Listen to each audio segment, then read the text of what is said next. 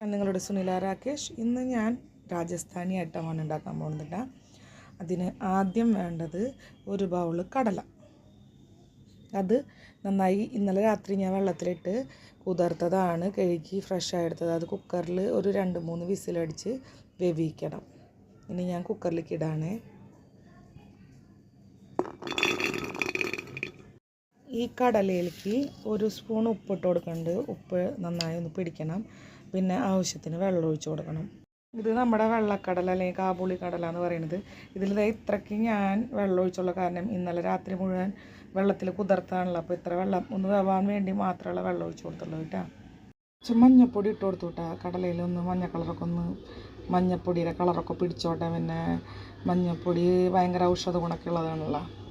വേവിച്ച കടലയിൽ നിന്ന് ഞാൻ കുറച്ച് കടല എടുത്തിട്ട് ഒന്ന് പൊടിച്ചു കൊടുക്കുന്നുണ്ട് കേട്ടോ.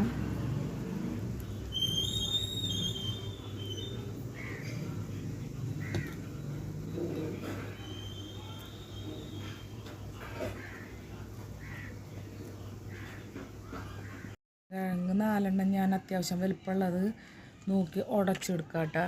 അതിലേക്ക് നന്നായി ഉടഞ്ഞതിന് ശേഷം ഇനി ഒരുവിധം ഉരുളൻകിഴങ്ങ് പൊടിഞ്ഞു വന്നു കേട്ടോ. അതിലേക്ക് ബ്രെഡ് പൊടിച്ചത് ചേർക്കാം, കുറച്ചായിട്ട്. ഇനി ഇതിലേക്ക് കുറച്ച് സബോള അരിഞ്ഞതിട്ട് കൊടുക്കാം. പിന്നെ മല്ലിയുടെ ഇല കുറച്ച് ചെറുതായി അരിഞ്ഞത് ചേർത്ത് കൊടുക്കാം. നല്ല പോലെ മിക്സ് ചെയ്യാം. ഇനി കുറച്ച് ഒരു 1/2 സ്പൂണോളം ചാട്ട് മസാല, 1/4 സ്പൂണ് മഞ്ഞൾപ്പൊടി, 1 സ്പൂൺ മല്ലിപ്പൊടി, 1 സ്പൂൺ മുളക് പൊടി,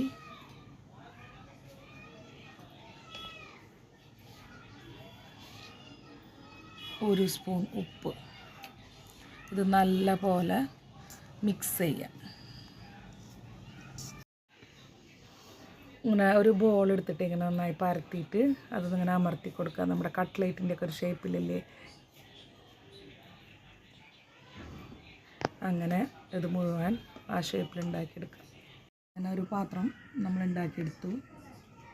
ഞാൻ കട്ട്ലേറ്റിൻ്റെ ഷേപ്പിൽ ഇത്രയ്ക്ക് എണ്ണ ഉണ്ടാക്കി. ഇവിടെ ഇതിനെ ടിക്കി എന്നാ പറയാം കേട്ടോ. എണ്ണ നല്ല പോലെ ചൂടായപ്പോൾ ഞാൻ ഈ ഓരോ ടിക്കികളും ഡീപ്പ് ഫ്രൈ ചെയ്യാമെന്ന് വിചാരിച്ചു. അപ്പോൾ ഡീപ്പ് ഫ്രൈ ചെയ്യാനായിട്ട് ഓരോന്നായിട്ട് ഇട്ട് കൊടുക്കാം കേട്ടോ. തീ കുറച്ചിട്ടിട്ടോളാം. എന്താണെന്ന് വെച്ചിട്ടുണ്ടെങ്കിൽ എന്നാലാണ് ഇതിൻ്റെ ഉൾഭാഗവും വെള്ളമുള്ളൂ, അല്ലെങ്കിൽ പുറം മാത്രം മുരിയുള്ളൂ കേട്ടോ. 10 കോരി എണ്ണയില്ലേ, അതിലെണ്ണ ഇനി ബാക്കി കൂട്ടാൻ്റെ പരിപാടികൾ കേട്ടോ. നമുക്ക് ഇത്രയ്ക്ക് എണ്ണ ആവശ്യമില്ല, ഇതിൽ നിന്ന് കുറച്ച് എണ്ണ എടുക്കാം.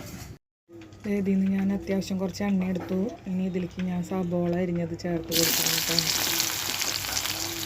അപ്പോൾ ഒരു പുളിറുമ്പിൻ്റെ കളറാവുമ്പോഴേ അതിലേക്ക് ഒരു 1/2 സ്പൂൺ മഞ്ഞൾപ്പൊടി, 1 സ്പൂൺ മല്ലിപ്പൊടി, 1 സ്പൂൺ മുളക് പൊടി ചേർത്ത് കൊടുക്കാം കേട്ടോ.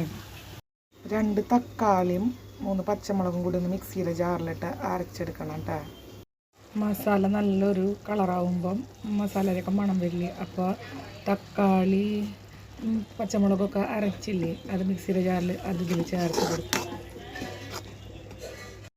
ഇനി ഗ്രേവി നന്നായിട്ട് ഇളയ്ക്കുമ്പോൾ ഇതിലേക്ക് കുറച്ച് കടല നമ്മൾ വേവിച്ച വെള്ളമില്ലേ, അതൊന്ന് ചേർത്ത് കൊടുക്കാം കേട്ടോ. കറി ഇതേ നല്ല പോലെ തിളച്ചു. അതിൽ എണ്ണയൊക്കെ തെളിഞ്ഞ് വന്ന് തുടങ്ങിയിട്ടാണ്. അപ്പോൾ ഈ കടല ഒന്ന് ചേർത്ത്. കടല ഇങ്ങനെ ഞെക്കി വെച്ചിട്ടുള്ളത് എന്തിനാന്ന് വെച്ചാൽ ഗ്രേവിക്ക് ഒന്നൊരു കട്ടി കൂടാൻ വേണ്ടിയിട്ടാണ്. അപ്പടി ലൂസും പാടില്ല, എന്ന് വെച്ചാൽ നല്ല കട്ടിയും പാടില്ല. അത്യാവശ്യം ഗ്രേവി ഇങ്ങനെ എന്താ പറയുക, നല്ല മലായി എന്ന് പറയും ഇവിടെ. ഇപ്പോൾ എന്താ പറയുക, ഇവിടുത്തെ ഭാഷ 20 കൊല്ലമായി ഇവിടെ, അത് കാരണം ഇവിടുത്തെ ഭാഷ വരുന്നുള്ളൂ. ഗ്രേവി കുറവുണ്ടെങ്കിൽ കുറച്ചും കൂടി നമ്മൾ കടല വേവിച്ച വെള്ളം മാറ്റി വെച്ചിട്ട് അത് ചേർത്ത് കൊടുക്കാം കേട്ടോ. നമ്മുടെ കുറുക്ക് പോലെ എന്ന് പറയില്ലേ കുട്ടികൾക്ക് കൊടുക്കണ മലായി എന്ന് പറഞ്ഞപ്പോൾ ഞാൻ അങ്ങനെ ആലോചിക്കായിരുന്നു നമ്മുടെ നാട്ടിൽ എന്താണ് ഭക്ഷണം. നല്ല ഒരു ഗ്രേവി ആയിട്ട് കിട്ടി. ഭയങ്കര ലൂസില്ല എന്ന് വെച്ചാൽ ഡ്രൈവ് അല്ല. കണ്ട ഈ ഒരു പരുവത്തിൽ ഗ്യാസ് ഓഫാക്കുക. ഗ്യാസ് ഓഫാക്കുമ്പോൾ കുറച്ച് മല്ലിയില ഇല ഒന്ന് ഇട്ട് കൊടുക്കണം കേട്ടോ. ഇനി ഗ്യാസ് നമുക്ക് ഓഫാക്കാം. ആദ്യം കുറച്ച് കറി ഇട്ട് കൊടുക്കാം കേട്ടോ. അതിന് ശേഷം 2 ടിക്കി വെച്ച് കൊടുക്കാം. അതിൻ്റെ മുകളിലേക്ക് കുറച്ചും കൂടി കറി ഇട്ട് കൊടുക്കാം. അതിന് ശേഷം നമ്മുടെ ലസ്സിയില്ലേ അതൊന്ന് സ്പ്രെഡ് ചെയ്യാം. പിന്നെ ഇത് നമ്മുടെ മല്ലിയുടെ ഇലയുടെ ചട്നിയാണ്. അത് കുറച്ച് സ്പ്രെഡ് ചെയ്ത് കൊടുക്കുക. പിന്നെ ഇത് കട്ടാമീട്ട ചട്നിയാണ്. ഈത്തപ്പഴത്തിൻ്റെയും പുളിയിലും ഒരിതാണ്. പിന്നെ കുറച്ച് സബോള അരിഞ്ഞത്, മല്ലിയുടെ ഇല,